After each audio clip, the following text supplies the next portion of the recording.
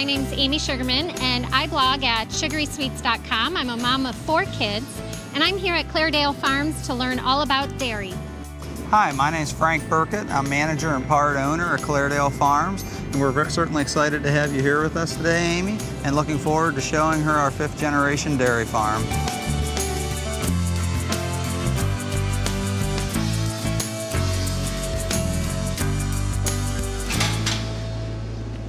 So here we are, Frank, in your main barn. How many cows do you have in here? This barn holds 400 cows. It's called a freestall barn. The freestall is actually what we would think of as a bed. 4 rows of stalls is what the 4 rows means, and they're head-to-head stalls the cows lay. We use sand bedding. Sand is kind of what we refer to as a gold standard in cow comfort. You'll see that the cows can move the sand around, just like you would if you go to a beach. You take your kids to the beach and move around, mold it to whatever makes you comfortable. They're able to be as comfortable as possible in the stalls, and then in addition to that, it provides a grid on the floor for a great footing and stability as the cows move around. So along the sides here, what is this? Okay, so we actually feed our cows what we call a TMR, or total mixed ration, but this is actually the cow food and the cows that the feed that the cows eat.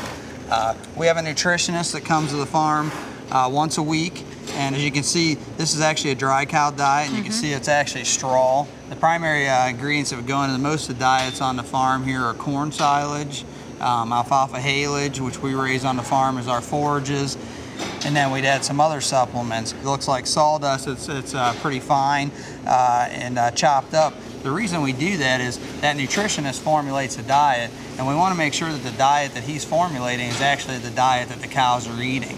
What I mean by that is if there was long material in this, cows are pretty crafty and creative, and they can sort that diet out.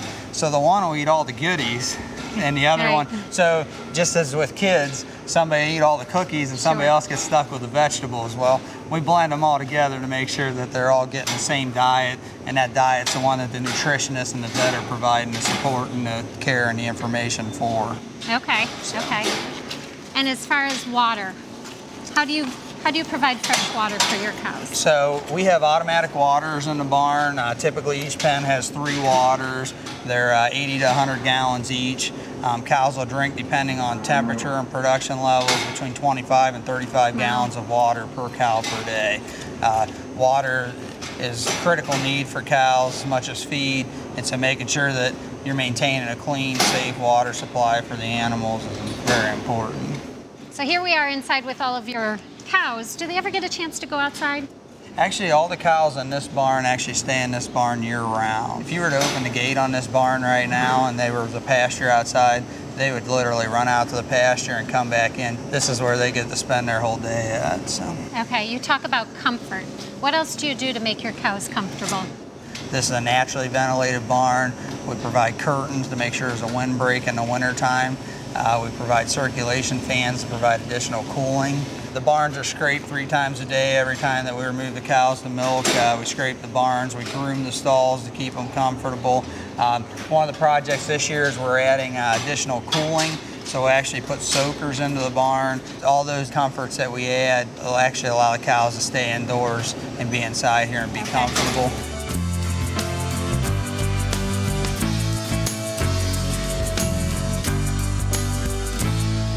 So I think, Frank, this might be my favorite part of a farm, the babies. Absolutely. Tell me a little bit about this barn that we're seeing, the different pens, the different ages. Yeah, this is a new barn for us. This is actually a horse barn that we converted into a calf feeding barn, and this is actually a computer calf feeding system.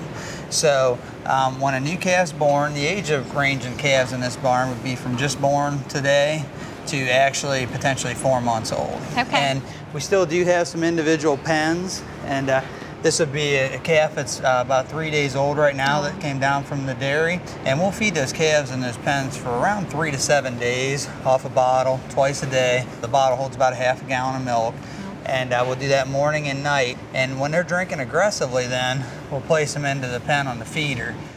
And now the buttons in the ears. They have an ID in their ear, and you can see some of the ID tags right here, right in the top, this little button tag right here. and that's a radio frequency ID. And so when they go into the feeder stall, there's a nipple on the wall there. It's actually fed from back where the system feeds it, and it identifies the calf, and if she's eligible for a meal, it actually feeds her.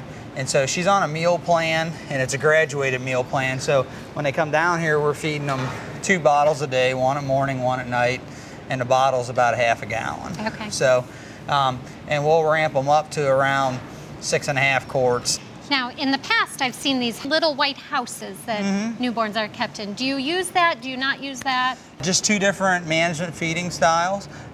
We actually have used those. We still have some of those hutches. We chose this route because of the more periodic feeding that can be done, the group interaction faster. They don't have to transition to a group later. In most systems, you're going to feed the calves morning and night, labor-wise. So you're going to feed them twice a day. Here, most of these calves are eating around 4 to 5 meals a day. So more spread out, smaller meals, but more scattered throughout the day. But both systems are very successful. We've just chosen, as we move forward in technology, to go with this route rather than the other way. Cow comfort is the key to healthy cows and the key to great milk production and quality milk production as well. So we stop nothing short of trying to make the cows as comfortable as possible.